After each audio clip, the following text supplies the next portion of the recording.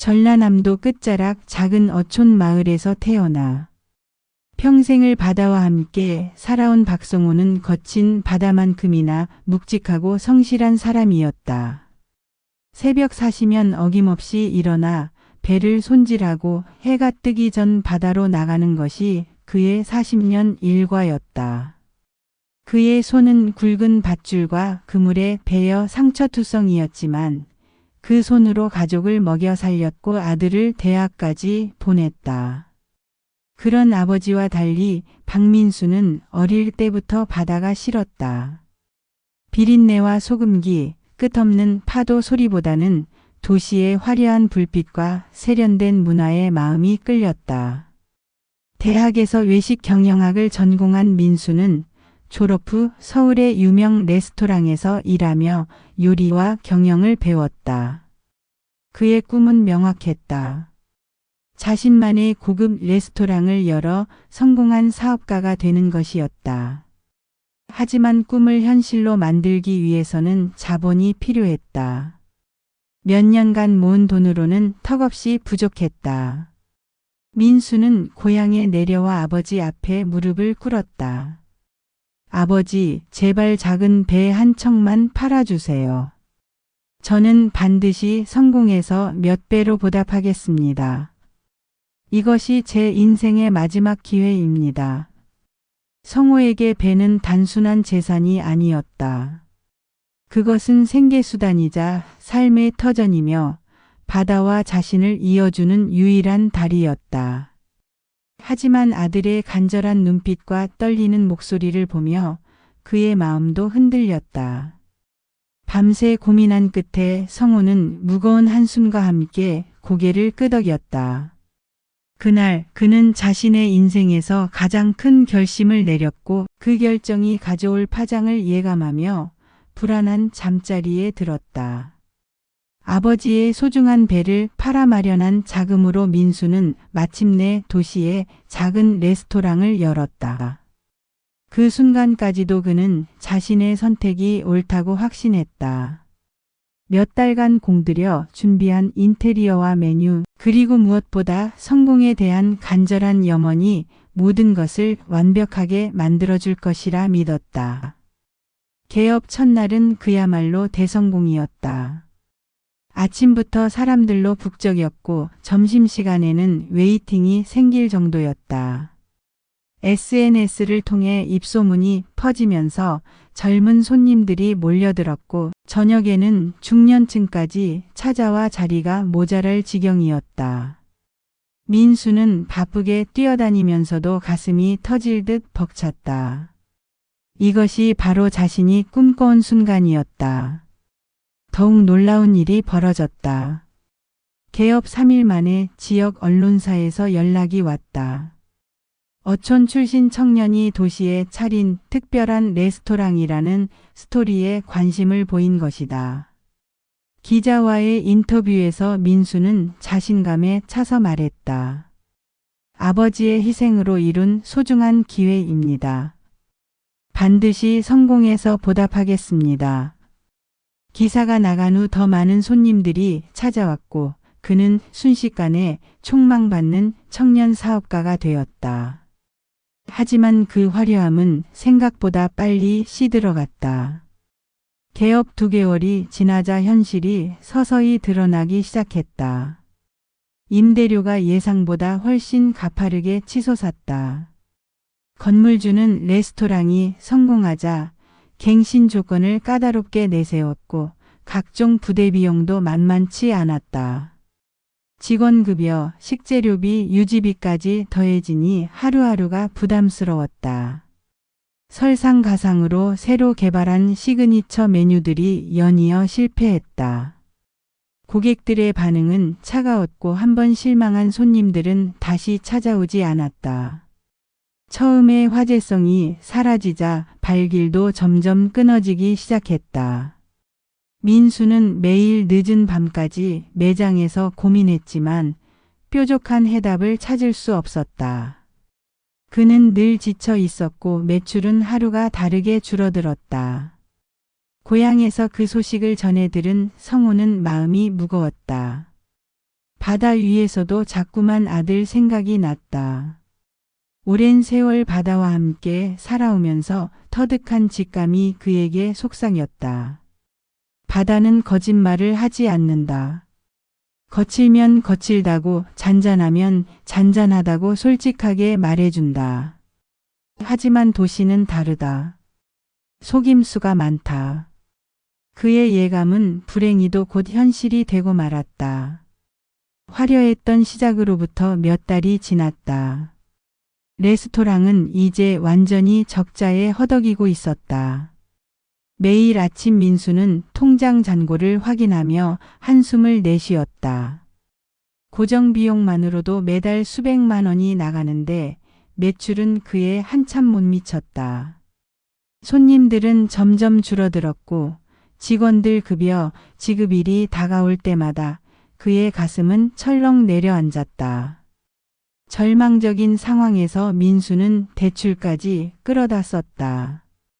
처음에는 운영자금 명목으로 소액을 빌렸지만 상황이 나아지지 않자 담보대출까지 알아보게 되었다. 은행 직원들은 냉정했다. 현재 매출로는 상환 능력이 의심스럽습니다. 그럼에도 민수는 포기할 수 없었다.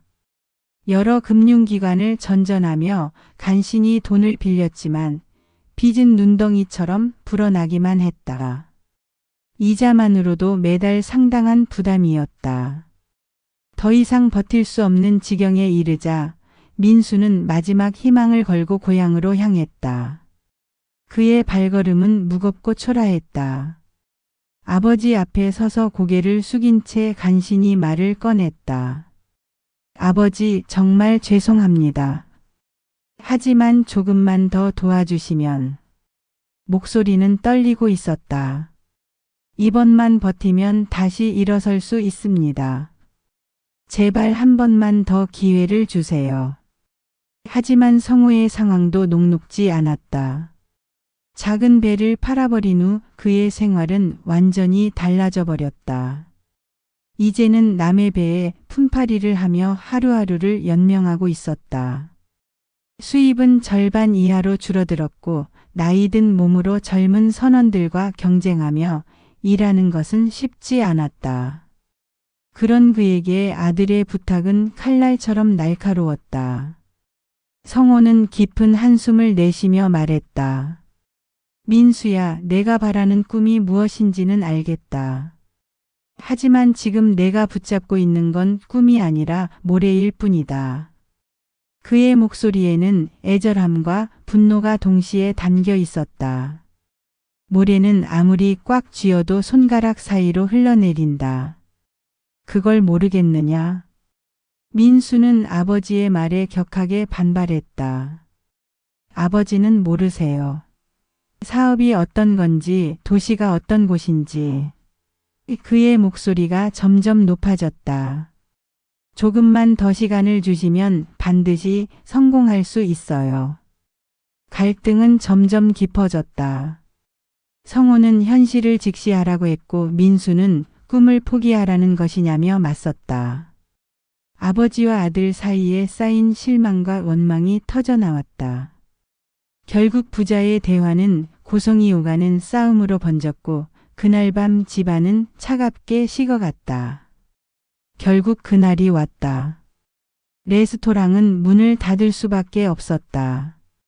임대료를 3개월째 밀린 상태에서 건물주는 더 이상 기다려주지 않았고 직원들은 하나둘 떠나갔다. 마지막 날 민수는 혼자 텅 빈 매장에 앉아 있었다. 한때 꿈으로 가득 찼던 그 공간은 이제 실패의 잔해만이 남아 있었다. 간판을 내리는 순간 그의 눈에서 뜨거운 눈물이 흘러내렸다. 그 후 민수는 빚을 갚지 못한 채 도시를 떠돌며 방황했다. 채권자들의 독촉 전화는 끊이지 않았고 어디를 가나 자신을 따라다니는 실패의 그림자를 지울 수 없었다. 때로는 건설 현장에서, 때로는 식당에서 임시직으로 일하며 하루하루를 근근히 버텨나갔다. 밤이 되면 고시원 작은 방에서 천장을 바라보며 후회의 나날을 보냈다. 아버지를 실망시켰다는 죄책감이 그의 마음을 짓누르고 있었다. 한편 고향의 성호 역시 평온하지 못했다. 아들에게 실망하고 분노했지만 동시에 걱정도 되었다.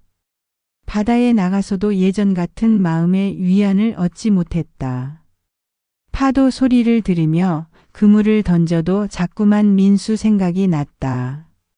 과연 자신의 선택이 옳았을까? 너무 냉정했던 것은 아닐까 하는 의문이 끊임없이 마음을 괴롭혔다. 바다만이 유일한 친구였던 그에게도 이제 그 바다조차 차갑게만 느껴졌다. 아버지와 아들의 관계는 완전히 차갑게 식어버렸다. 가끔 어머니를 통해 전해 듣는 민수의 소식은 모두 좋지 않았다. 하지만 성호는 먼저 연락할 수도 없었다. 한번 상처받은 신뢰를 회복하기란 쉽지 않았고 서로의 자존심이 그 벽을 더욱 높게 만들고 있었다. 그렇게 세월이 흘러 4년이 지났다. 성호는 여전히 작은 배를 몰며 조용히 살아가고 있었다. 머리에는 흰머리가 더 늘어났고 얼굴에는 깊은 주름이 패여 있었다. 그는 이제 아들에 대한 기대를 접었다고 스스로에게 말하곤 했다. 하지만 마음 한구석에서는 여전히 민수를 기다리고 있었다는 것을 부정할 수 없었다. 어느 가을 오후 성우가 그물을 손질하고 있을 때였다. 뒤에서 익숙한 발소리가 들렸다. 돌아보니 초라한 옷차림에 민수가 서 있었다. 4년 전보다 훨씬 야위어진 얼굴, 구부정한 어깨, 그리고 자신감을 잃은 눈빛. 민수는 아버지 앞에 무릎을 꿇고 고개를 깊숙이 숙였다. 아버지. 한참을 망설이던 민수가 떨리는 목소리로 말했다. 이번에는 확실합니다. 제발 다시 한 번만 기회를 주십시오. 그 말 속에는 절망과 간절함이 동시에 담겨 있었다. 성호는 깊은 주름이 패인 얼굴로 아들을 바라보았다. 4년이라는 세월이 만들어낸 침묵의 무게가 두 사람 사이를 짓누르고 있었다. 그의 눈빛에는 복잡한 감정들이 교차하고 있었다.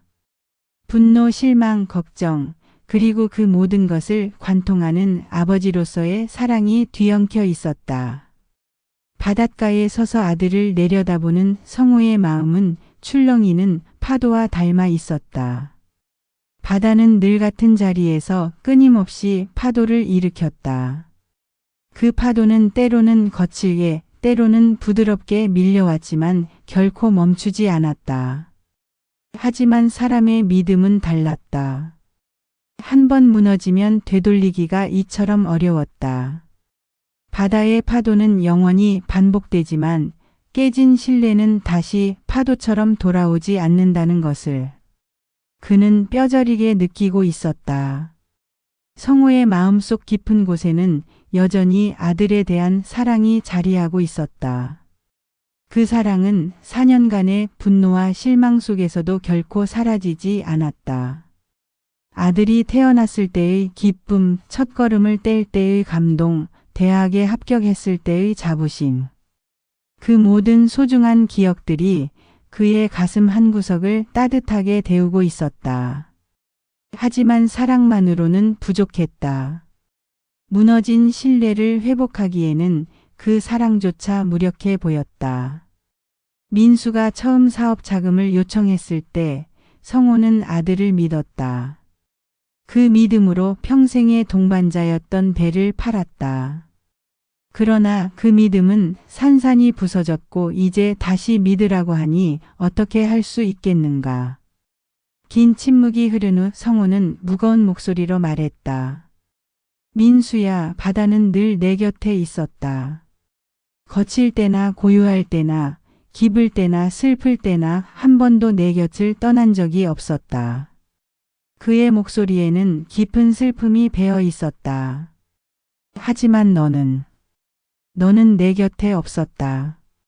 그 말이 민수의 가슴에 비수처럼 꽂혔다. 민수는 천천히 눈을 감았다. 아버지의 말이 얼마나 진실한지 뼈저리게 깨달았다. 사업에 실패했을 때, 빚에 쫓겨 도망 다닐 때, 절망 속에서 방황할 때, 그는 한 번도 아버지를 찾지 않았다. 성공할 때만, 도움이 필요할 때만 아버지를 찾았던 자신이 부끄러웠다. 민수는 이제야 깨달았다. 자신이 잃은 것은 단순히 돈이 아니었다. 사업에 실패한 것도 아니었다. 돈보다 더 깊이, 더 소중하게 잃어버린 것은 바로 아버지의 믿음이었다. 그 믿음은 어떤 성공으로도 어떤 보상으로도 되돌릴 수 없는 것이었다. 바다의 파도는 밀려갔다가 다시 돌아오지만 한 번 잃은 신뢰는 영원히 돌아오지 않는다는 것을 그는 이제야 알았다. 돈은 다시 벌 수 있습니다. 사업은 다시 시작할 수 있습니다. 하지만 한 번 잃은 신뢰는 바다의 파도처럼 쉽게 돌아오지 않습니다. 이 이야기는 결국 재산의 비극이 아닌 믿음의 상실에 관한 것이었습니다. 가장 소중한 것들은 눈에 보이지 않는다는 진실을 우리는 너무 늦게 깨닫곤 합니다.